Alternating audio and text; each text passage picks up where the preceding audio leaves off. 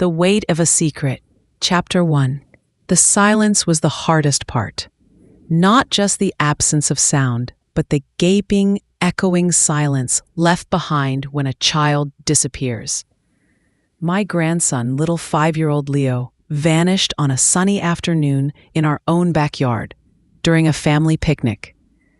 One moment he was chasing butterflies near the old oak tree, his laughter a melody in the summer air. The next, he was gone. That was 20 years ago, but the silence still screams in my heart. My name is Clara. I'm 75 now. The past 2 decades have been a blur of grief, unanswered questions, and a pain so profound it reshaped my entire world.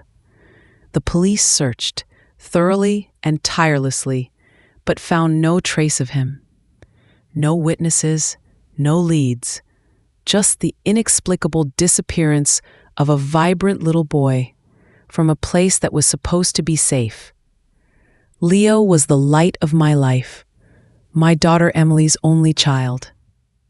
He had my husband Thomas's mischievous grin and Emily's bright, curious eyes. His absence didn't just break our hearts, it shattered our family. Emily and her husband David were consumed by grief, by the agonizing uncertainty, by the unspoken blame that festered between them. Their marriage, already strained, crumbled under the weight of the tragedy. They divorced a few years later, the shared pain too heavy to bear together. David moved away, unable to stay in the town that held so many painful memories. Emily retreated into herself, a shadow of the vibrant daughter I once knew, her life forever marked by the day Leo disappeared. My husband Thomas and I clung to each other in the storm, our shared grief a silent bond. But even our love was tested by the constant ache of loss. We never stopped looking, not really. Every news report of a missing child sent a jolt of fear and a flicker of hope. Every stranger with sandy brown hair and bright eyes made my heart pound. But the years passed, turning hope into a quiet despair. Thomas passed away 10 years ago, his last years shadowed by the unresolved pain of losing Leo. Now, the silence in my home was absolute, broken only by the echoes of a little boy's laughter and the phantom sound of his small feet running across the floor. Emily lived nearby, but the wall of grief she had built around herself made connection difficult. We loved each other fiercely, but the pain of Leo's absence was a chasm between us, too vast to bridge with words. We rarely spoke of him, the topic too raw, too painful. It was like walking on fragile ice, afraid that any mention would shatter the surface and plunge us back into the freezing depths of that terrible day. I lived a quiet life, filled with the routines of widowhood. I volunteered at the local library, tended my small garden, and spent hours looking through old photo albums, clinging to the images of Leo, a tangible reminder of his fleeting life. His room remained untouched, a shrine to a childhood that was tragically cut short. The 20-year anniversary of Leo's disappearance approached, bringing with it a fresh wave of pain and remembrance. The local newspaper ran a story, a somber reminder of the day our town lost one of its own. The police briefly revisited the case, going over old files, but found nothing new. It was a ritual of pain, a confirmation that the mystery remained unsolved. Then, a few weeks after the anniversary, something unexpected happened. My sister, Eleanor, who lived several states away and with whom I had a strained relationship, called. Eleanor was my younger sister, But our lives had taken very different paths. There had always been a quiet rivalry between us, a sense of unspoken tension that kept us at a distance. We spoke only a few times a year, mostly out of a sense of familial obligation. Her voice on the phone was shaky, hesitant. "Clara," she said, "it's Eleanor. I need to tell you something important, something I should have told you a long time ago." Her tone was serious, unusual for her. A knot of apprehension tightened in my stomach. "Eleanor, what is it? Is something wrong?" "It's about Leo," she said, her voice barely a whisper. My breath hitched. "Leo? What about Leo? Do you know something?" There was a long pause. Then a deep sigh. "Yes, Clara," she said. "I know something. Something about the day he disappeared. Something I've kept secret for 20 years. And it's been eating away at me. I can't carry it anymore." My heart pounded against my ribs. "A secret?" "About Leo's disappearance. After 20 years of silence, of not knowing, of agonizing uncertainty." "What is it, Eleanor?" I demanded, my voice sharp with a mix of desperation and fear. "What do you know?" "It's a long story, Clara," she said, "and it's difficult. Can I come see you? Can I tell you in person?" A long story, difficult. A secret she had kept for 20 years. My mind raced, conjuring 1,000 terrible possibilities. Had she seen something that day? Had she known something that could have helped the investigation? Or was it something else entirely? "Yes," I said, my voice trembling. "Yes. Come. Come as soon as you can." Chapter 2. Eleanor arrived 2 days later, her face pale and drawn, lines of stress etched around her eyes. The usual sisterly awkwardness was absent, replaced by a heavy, somber tension that filled my living room. We sat across from each other, the silence between us thick with anticipation and dread. "Thank you for coming, Eleanor," I said, my voice quiet. You said you have a secret about Leo." She nodded, her gaze fixed on her hands clasped tightly in her lap. "Yes, Clara. A secret. A terrible secret. One that's haunted me for 20 years. She took a deep breath, her voice trembling as she began to speak. "It's about David," she said. "Emily's husband. Leo's father." My heart pounded. David? What did David have to do with it? He was devastated by Leo's disappearance, consumed by grief. "What about David, Eleanor?" I asked, my voice sharp with impatience. Before Emily and David were married," she said, her voice barely audible. "David and we were involved for a short time." I stared at her, stunned. Eleanor and David? My daughter's husband? My sister? This was news to me. I had no idea. "It was years ago, Clara," she said quickly, seeing the shock on my face. "Before he even met Emily. It didn't last long. It was a mistake. We ended things. But what does that have to do with Leo?" I asked, the connection unclear, unsettling. Eleanor hesitated, her eyes filled with pain. "David and we didn't end things cleanly, Clara. There was bad blood. A lot of resentment on my part. I was hurt, angry, and I said some things I shouldn't have said." "What kinds of things, Eleanor?" I urged, a sense of dread creeping into my heart. "Things about Emily," she whispered. "About her life. About secrets from her past. Secrets that could have hurt her. Could have caused problems for her." My mind raced. Secrets from Emily's past? What was she talking about? Emily had always been a straightforward, honest person. What secrets could she have? What secrets, Eleanor? I demanded, the knot in my stomach tightening.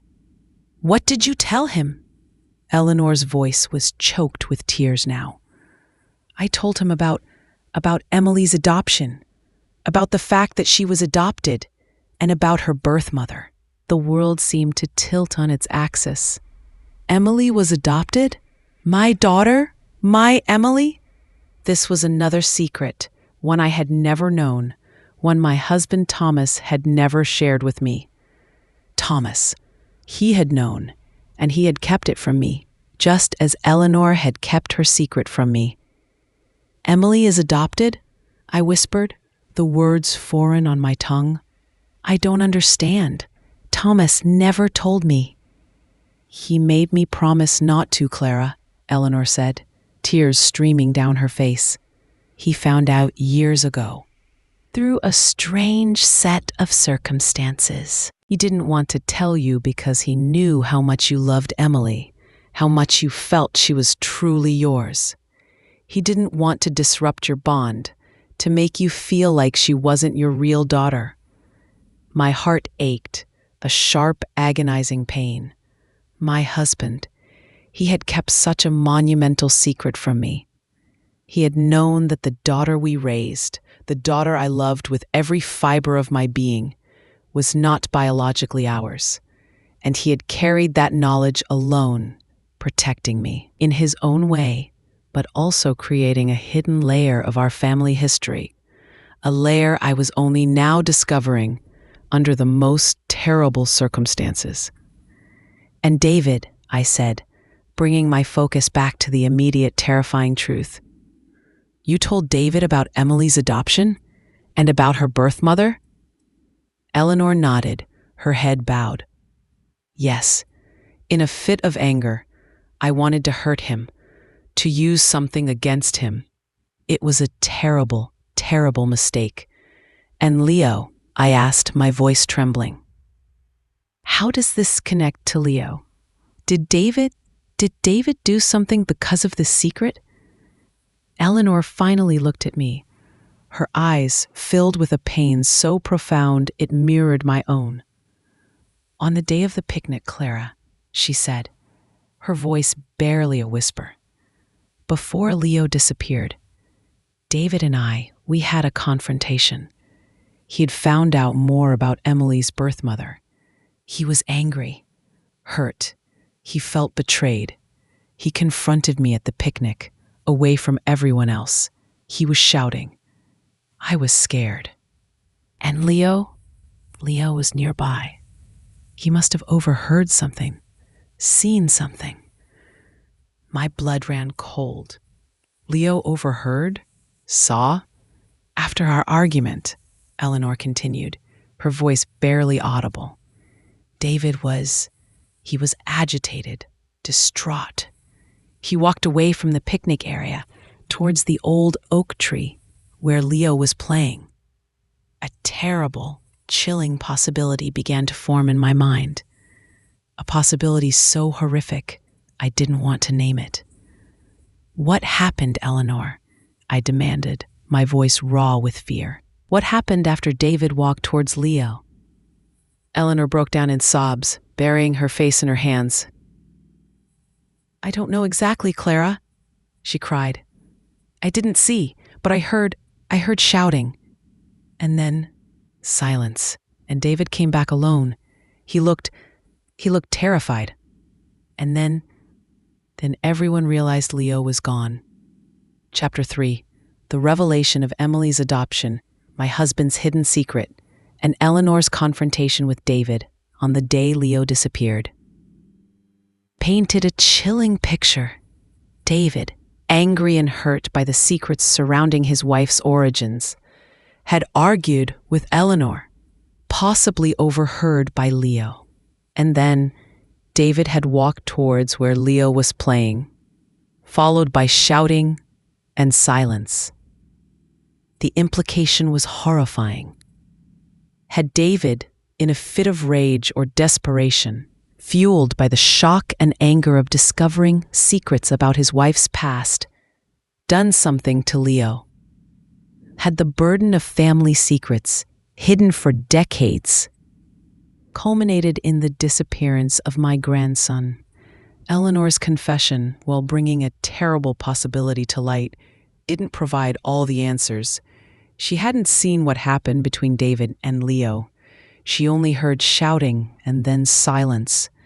David's terrified reaction when he returned to the picnic area was also etched in her memory.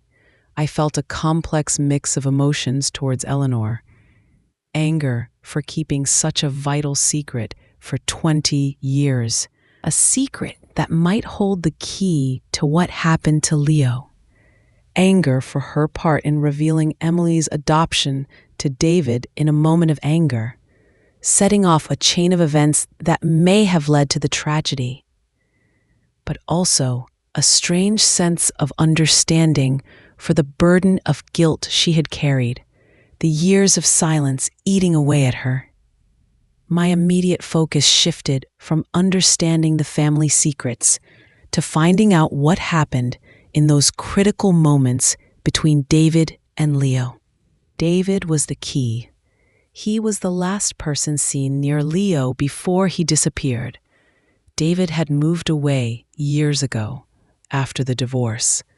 I had his general location, but I hadn't spoken to him in years.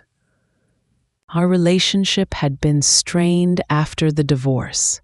The unspoken pain and resentment from Leo's disappearance, creating a distance between us. Contacting him felt daunting. How do you confront a man who was your son-in-law, the father of your lost grandson, with the terrifying possibility that he was involved in his disappearance, based on a secret you just uncovered from your sister? I knew I had to do it. For Leo, for Emily, for the truth. I found a general contact address for David through an old family friend who had kept in touch with him sporadically. I wrote him a letter, my hand shaking as I wrote the words. I told him that I had recently learned some things about the day Leo disappeared, things that suggested he might have more information about what happened. I mentioned the confrontation with Eleanor at the picnic, and the fact that Leo was nearby. I didn't accuse him, but I made it clear that I needed to understand what happened in those moments, that after 20 years of not knowing, I deserved the truth. I included my phone number and email address, asking him to contact me. Sending the letter felt like sending a stone into a deep, dark well. I didn't know if it would reach him, if he would respond, or if his response would bring the answers I desperately sought, or more pain.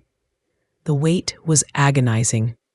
Days turned into a week, then 2. No response. Doubt began to creep in. Maybe he would ignore the letter. Maybe he couldn't face revisiting that terrible day.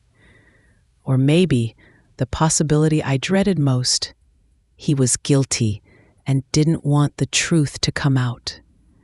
Just as I was about to lose hope, a registered letter arrived from David. My hands trembled as I opened it. It wasn't a letter filled with accusations or denials. It was a short, handwritten note. Clara, it read, I received your letter. I understand you have questions. There are things you need to know. Things I haven't been able to talk about. I am willing to come see you, to tell you everything. I will be there next week. Next week. He was coming. After 20 years of silence, of carrying the weight of that day, he was coming to tell me everything. Chapter 4. David arrived on a somber afternoon, his face etched with years of pain and loss. He was thinner than I remembered, his hair grayer. He was coming. But his eyes still held the depth of sorrow that had consumed him after Leo's disappearance. We sat in my living room, the same room where we had celebrated birthdays and holidays with Leo. The silence between us, heavy with anticipation and dread. "Thank you for coming, David," I said, my voice quiet. He nodded, his gaze distant. "I received your letter, Clara, and Eleanor, she called me after she spoke to you. She told me she finally told you about everything." "Yes," I said. "About Emily's adoption, about the confrontation at the picnic, about Leo being nearby." He closed his eyes for a moment, taking a deep breath. "It's been 20 years," he said softly. 20 years of carrying this secret, this guilt. "Tell me, David," I said, my voice trembling. "Tell me what happened. What happened after you walked towards Leo?" He opened his eyes, looking at me with a pain so raw it was almost unbearable. "I was angry, Clara," he began, his voice hoarse. "So angry. Finding out about Emily's adoption, it was a shock. And the way Eleanor threw it in my face, right there at the picnic, I felt betrayed, lied to. I needed to get away, to clear my head. I walked towards the oak tree," he continued, his gaze fixed on a point beyond me, reliving the memory. "Leo was there, playing. He saw me. He said something about shouting. I think he overheard Eleanor and me arguing." My blood ran cold. "Leo did overhear." "I was so agitated," David said, his voice low and shaky. I knelt down beside him. I didn't want him to be scared. I tried to explain that everything was okay, that I wasn't angry at him. But I was so wrapped up in my own anger, my own pain. "And then," I urged, leaning forward. "He had that red ball he loved," David said, a faint, sad smile touching his lips. "He threw it. It rolled towards the creek. He ran after it. I called out to him to stop, that it was too close to the water, but he was already running." "The creek?" I whispered. "We lived near a small creek that ran through the woods behind the houses. It was usually shallow, but after a recent rain, the water level might have been higher." "Yes," David said, his voice breaking. "The creek. He went after the ball, and he slipped, he fell in." A gasp escaped my lips. "Fallen in?" "I ran after him," David said, tears streaming down his face now. "I jumped in. The current, it was stronger than I thought. I grabbed for him. I reached for him, but he was too far. The current pulled him away." "No," I whispered, shaking my head, tears streaming down my face. "No." "I tried, Clara," he sobbed. "I swear, I tried. I went after him. I shouted for help, but I couldn't reach him. The current was too strong. He was gone, pulled downstream." He had lost Leo in the creek. Not an abduction, not a deliberate act of malice, a tragic accident. A little boy chasing a ball, a strong current after a rain, a father's desperate, futile attempt to save him. "Why didn't you tell us, David?" I cried, my voice raw with pain and confusion. "Why did you let us believe he was missing? Why did you let us search, hope, grieve for 20 years, thinking he might still be alive when he was gone?" David's face was a mask of anguish. I panicked, Clara," he said. "After it happened, I was in shock. I couldn't process it. And the argument with Eleanor, the secret about Emily, I was afraid they would blame me, afraid of what it would look like. My wife's family secret, a confrontation, and then her son disappears. I thought no one would believe me, that I would be accused of something terrible. I ran back to the picnic," he continued, his voice low. just as everyone was realizing Leo was gone. I went along with the search. I didn't know what else to do. And then the secret of Emily's adoption came out. Not because of me, not right away. Something else triggered it. And the suspicion was there because of the argument with Eleanor, because of the secret. I felt trapped. I couldn't tell the truth. I was afraid. He had been trapped by secrets, by fear, by the terrible coincidence of events. The secret of Emily's adoption, intended to protect, had, in a tragic twist of fate, contributed to the silence surrounding Leo's death. The full weight of the tragedy, the layers of hidden truth, the pain of 20 years of agonizing uncertainty, all converged in that moment. Leo was gone, lost to the creek, not stolen by a stranger, and his father, consumed by fear and grief, had carried the terrible secret of his accidental death for 20 years. A silent prisoner of circumstance in his own panic. Chapter 5. The truth, when it finally came, was devastating. But it also brought a strange, somber form of closure. Leo was not missing. He was gone, lost in a tragic accident, swept away by the creek. And his father, David, had carried the terrible burden of that secret for 20 years, trapped by fear, by the intersecting lines of hidden family histories, by the weight of a moment's panic. The silence that had screamed in my heart for 2 decades finally quieted, replaced by the quiet sorrow of certainty. The agonizing what if of his disappearance was replaced by the painful what happened. I looked at David, the man who had been my son-in-law, the father of my lost grandson, the bearer of this terrible secret. The anger I had felt when Eleanor first told me about the confrontation at the picnic, the suspicion that had gnawed at me, began to dissipate, replaced by a profound sadness for the burden he had carried, the fear that had silenced him. Forgiveness is a complex journey. It's not about condoning actions or erasing pain. It's about releasing the grip of resentment, about finding a path towards peace, both for the one who was wronged and the one who caused the pain. I didn't know if I could fully forgive David. Not yet, perhaps not ever completely. But I saw the depth of his suffering, the 20 years of silent torment, and I understood the fear that had driven him. The journey of healing for our family was just beginning. Sharing the truth with Emily was another heartbreak. She had lived with the agonizing hope that Leo might still be alive, a hope that had kept her going in a way for 20 years. The truth of his accidental death and David's secret was a new, devastating blow. But in the shared tears, the shared pain, there was a fragile possibility of healing, of understanding, of finding a new way to carry the sorrow together.